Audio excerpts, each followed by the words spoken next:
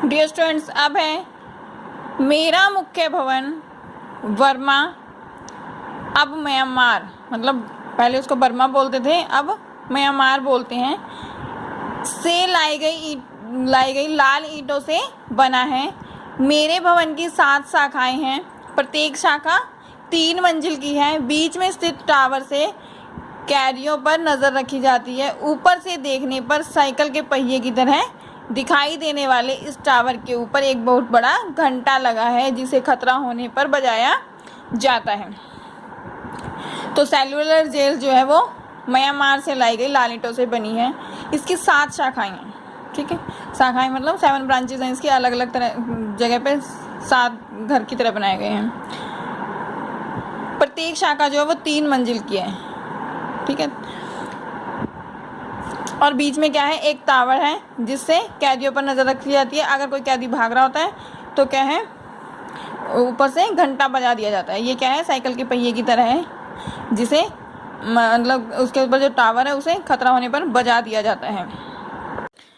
कुल 698 कोठरियों वाले इस जेल की प्रत्येक कोठरी लगभग 15 फीट लंबी और 8 फीट चौड़ी थी, जिसमें 3 मीटर तक ऊंचाई वाले रोशनदान थे। सभी बंदियों के लिए अलग अलग सेल होने के कारण एक दूसरे से मेल जोल संभव नहीं था। मेरी चारदीवारी इतनी छोटी थी कि इसे आसानी से कोई भी पार कर सकता था।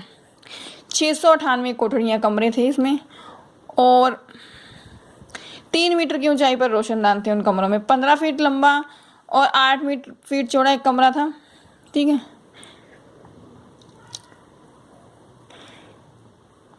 मतलब जो है सभी बंदियों के लिए अलग अलग जो कमरे होते थे, इसलिए एक दूसरे से मिलना जुलना भी संभव नहीं था, कोई एक दूसरे से मिल नहीं पाता था। जो चारदीवारी थी जेल की वो इतनी छोटी थी कि कोई भी पार कर सकता था, लेकिन क्या था, चारों ओर समुद्र से घिरी हुई थी सेल्युलर जेल, इसलिए कोई भी भाग नहीं सकता था। भारत देश जब गुलामी की जंजीरों में जकड़ा था, ब्रिटिश सरकार स्वतंत्रता सेनानियों पर कहर ढा रही थी। भारत क्या हो गया, अंग्रेजों का गुलाम हो गया। तब अंग्रेजों ने क्या किया, भारतीयों पर अत्याचार करने शुरू कर दिए। तब जो दर्दनाक समय मैंने देखा उसकी कल्पना कर पाना भी असंभव है। बहुत बुरी तरीके से परेशान किया जाता था कैदियों को, यातनाएं दी जाती थी, मारा पीटा जाता था उन्हें। कैदियों को हर प्रकार से प्रताड़ित करने के लिए ही कोठरियों में प्रकाश और शयन कक्ष की कोई व्यवस्था नहीं थी। न तो कोई रोशनी होती थी रूम के अंदर और न ही सोने की कोई व्यवस्था थी, ठीक है। तो इसका मतलब है कि व्यक्ति को आराम नहीं है तो क्या है, सजा दी जा रही है। पीने के लिए पर्याप्त पानी की व्यवस्था नहीं थी। गंदे बर्तनों में खाना दिया जाता था।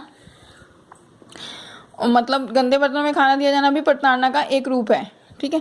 पीने का पानी नहीं था, नहीं दिया जाता था उन्हें, और क्या था, गंदे बर्तनों में खाना दिया जाता था। तो ये क्या है, एक तरह से सजा है, किसके लिए, भारतीयों के लिए। Thank you.